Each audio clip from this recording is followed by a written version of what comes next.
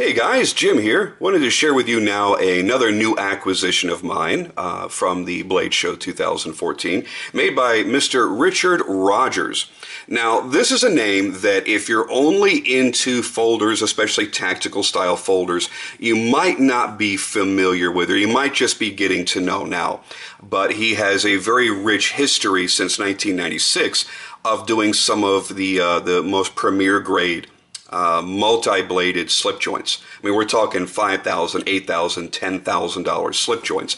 Now, I'm not a slippy kind of guy. I understand how much work goes into them, and I respect the beauty in which they're made. It's just not my style of knife to carry on a daily basis.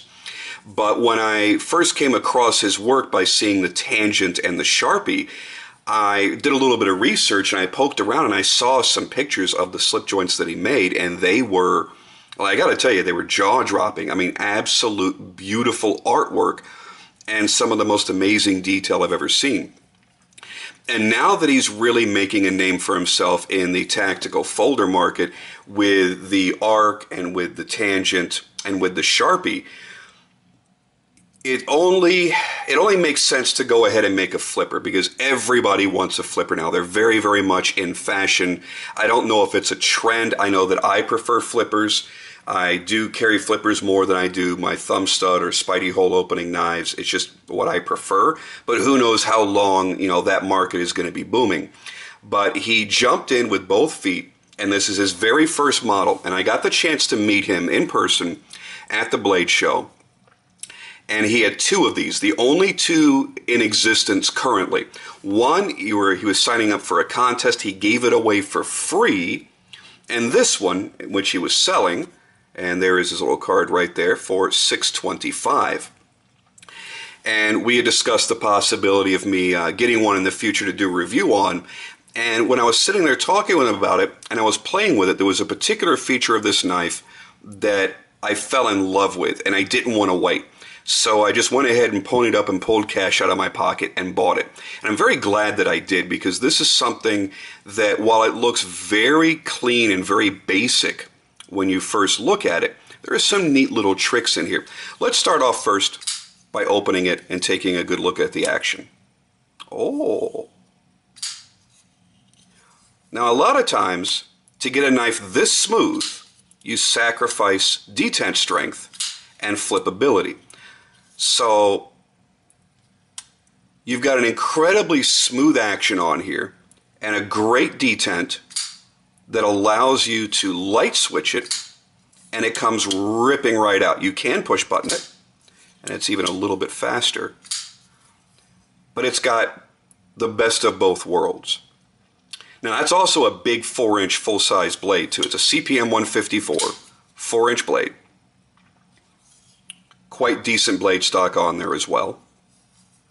As you see, the frame is all done in blue anodized titanium. But even that isn't basic, because you'll note on the inner edges that he has beveled and mirrored those surfaces. Now, that's a bit of extra work that you generally don't see anybody do. And I was particularly impressed with that. Let me try and get this to focus close up.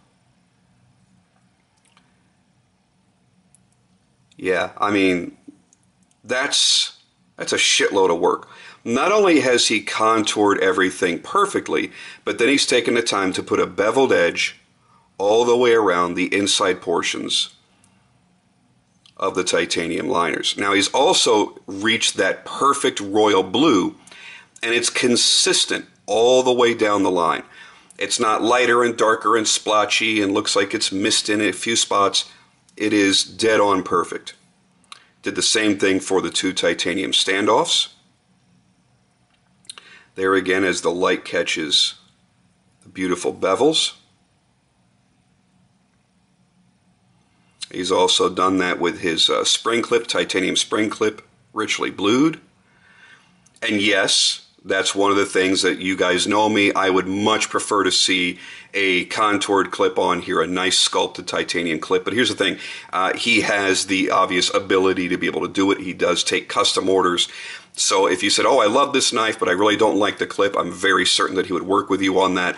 This was meant to be a base model to come out at an affordable price, because this model actually starts at $600.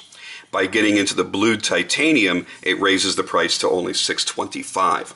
Now, this is actually called the 4F, and that stands for Form Follows Function Flipper, the 4 Fs. And it really does. It's not about just looking good, it's about its performance and about the way that it feels. Now, you might have noticed that the black G10 has a spine going all the way through it, and this is achieved by doing a double hollow grind on the material. So the same way that you would hollow grind a blade, he has hollow ground the scale material. Now, he also does this in carbon fiber, lightning strike carbon fiber, and I'm very certain that if you had other requests on materials that he could get his hands on, that he'd be happy to do the same thing.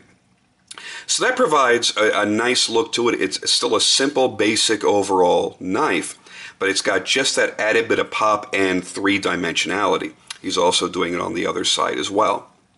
And they are perfectly matched up. The symmetry is fantastic.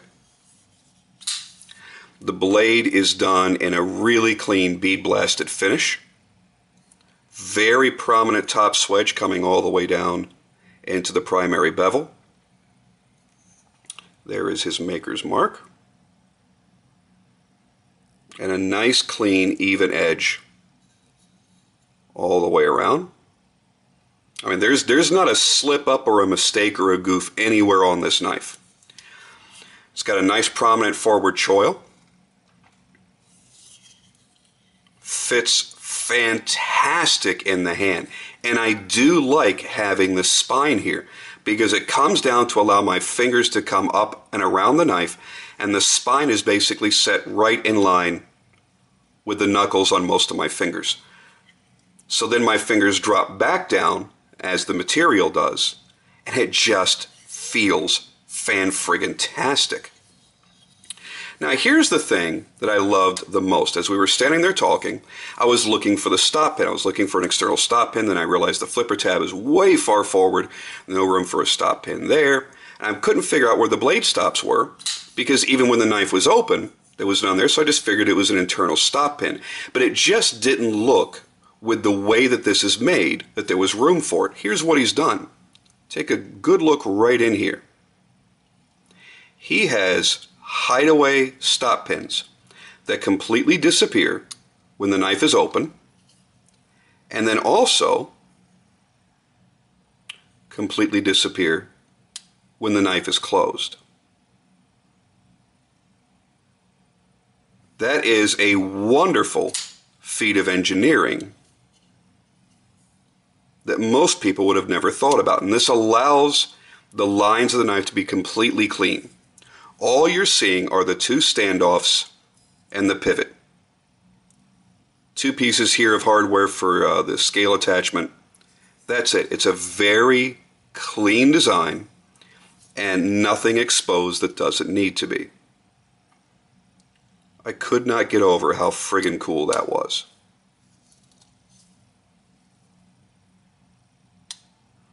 That was what sold me. Would I have preferred lightning strike carbon fiber or something a bit fancier? Hell yeah. I'm not a big plain G10 kind of guy. But when I saw that, I went, shit, well, I don't want to wait till the time comes in a couple months when you start building these, and then you have an extra one laying around that you could sacrifice for a week for review before I could send it back. I wanted to get this done. Now, some good and bad news. He did open up his books a few days ago, temporarily, and this was one of the models that he was accepting orders for. As of July 2nd, 2 days ago, they closed. It was an immediate open and close. I did put up a bunch of pictures of this the day that he announced that he would be opening up his books, which was, I think, 2 days prior to him opening them for this model. I put up a bunch of pictures and let people know, hey, he's going to open his books if you like what you see, because I dig the knife, maybe you will too, you might want to check it out before he closes them again.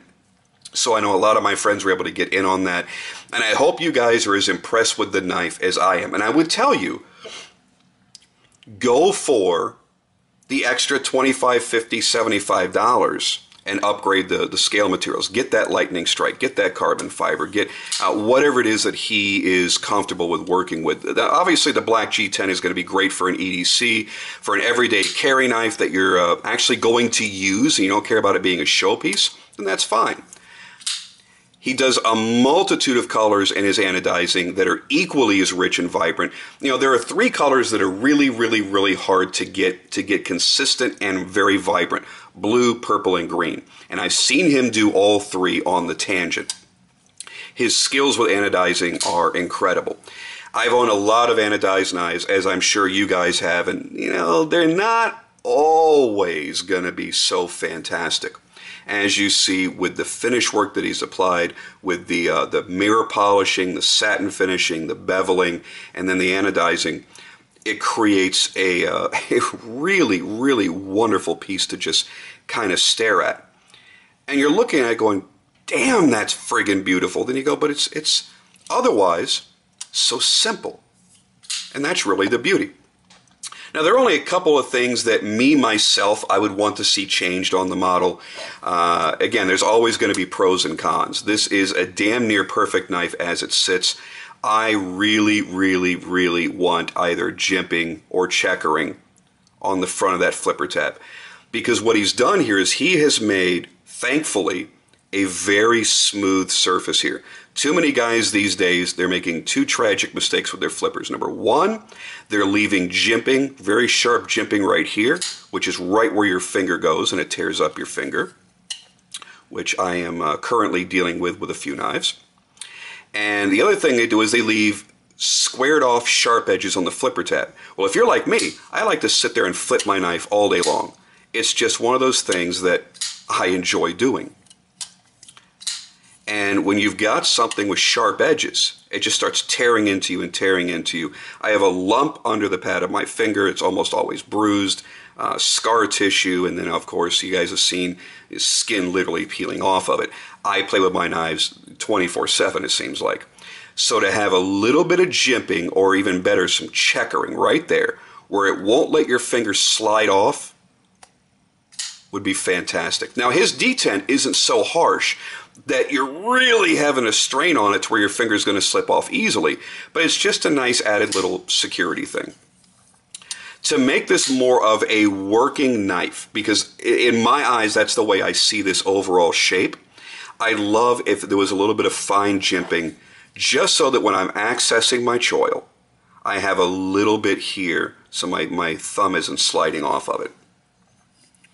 And I would love to see, again, I'm sure he will offer it, but I'd love to see a sculpted clip, and I'd love to see if not a full custom pivot, which would be really great, at least a titanium pivot and titanium hardware so that he could match up whatever color scheme he's going for. So let's say you're doing black G10 with purple liners, you could do purple following through there, and so you have a pop of color that shows from every angle of the knife.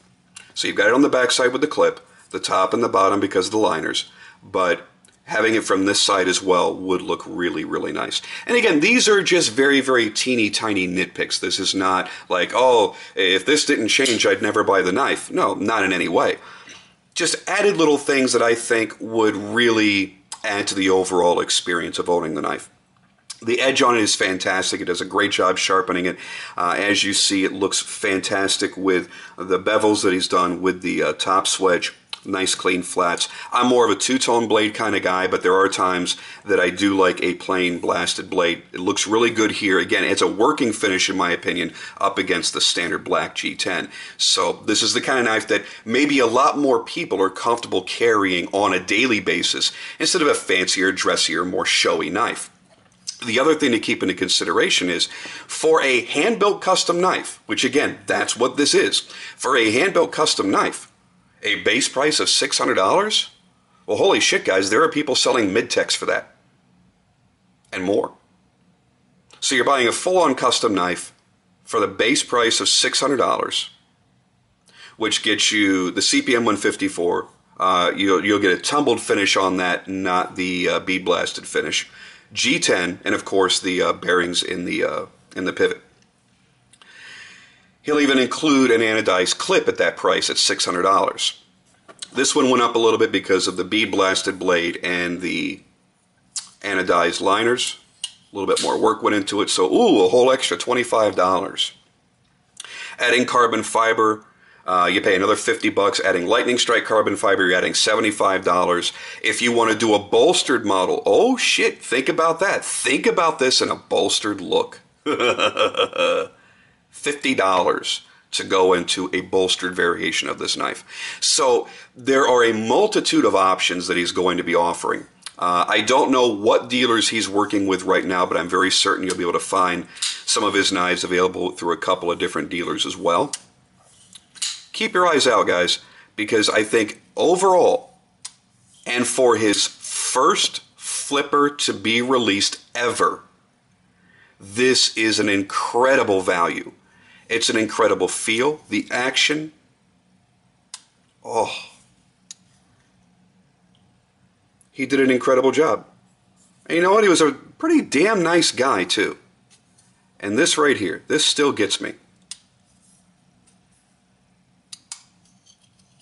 Now, in my opinion, this would necessitate a little bit more maintenance every now and then, taking a little compressed air, or if you're a photographer like I am, or you don't have to be obviously, but you probably already have one of these if you are, or just go down to a camera store and spend about $6 and get one of these little blowers, just to keep, you know, pocket lint and gunk and stuff from building up where the blade stops rest. That's it. Now, it's no different than how you would normally maintain any knife that you have with bearings. You're going to blow it out every now and then to keep gunk from getting into your bearings, into the track, and slowing down your blade. So there you have it, guys. That's my look on the brand spanking new 4F from Richard Rogers. Again, right now only 2 are in existence. I don't know who won the free one. That was the other one. These are the only 2 that are out there now. He's going to begin the production run very soon. And you know what? Maybe you just keep an eye on his Instagram account, which is Richard Rogers Knives. Richard Rogers Knives. Keep an eye on his Instagram account, because you know what? Maybe somebody's going to bounce off the list and go, oh, but when his name comes up, oh, well, my dog's urethra got infected, or, you know, my wife's got an ulcer, and I fell and I broke my hip, and, oh, medical bills, and whatever reason. I can't fulfill my order. Maybe somebody drops out. And maybe he'll start up a secondary backup list. Keep an eye out, because that might be your ticket into getting into one of these.